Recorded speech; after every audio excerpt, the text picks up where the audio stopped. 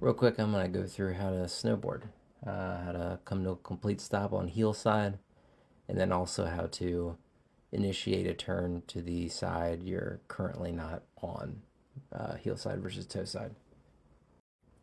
First off, this is what it looks like when you're cruising.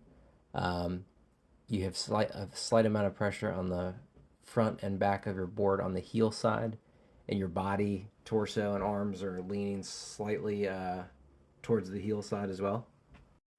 When you want to initiate a heel side turn, your body's going to actually move toward the front of the board, and then also put more pressure on the front left side of the board using your front left heel. Uh, that'll begin to initiate the turn. Now, if you've done that first step right, you'll feel the back end of your board starting to swing around because you're putting more pressure on the front of your front foot, and allowing that backside of the board to swing around as you're putting that added pressure in the front.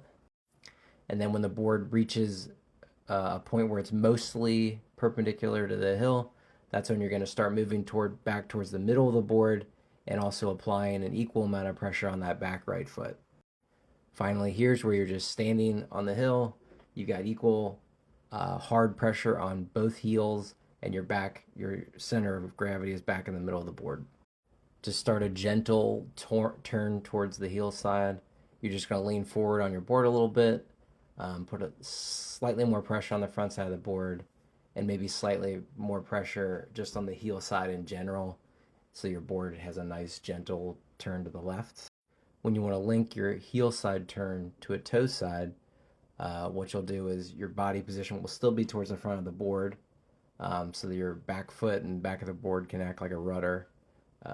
But you'll just quickly transition from leaning back into the left to leaning still forward, but to the right, and putting pressure on your toe side on the front foot. After that, you'll quickly add toe side pressure on your rear foot. And at this point, your board should be gently turning back over to toe side.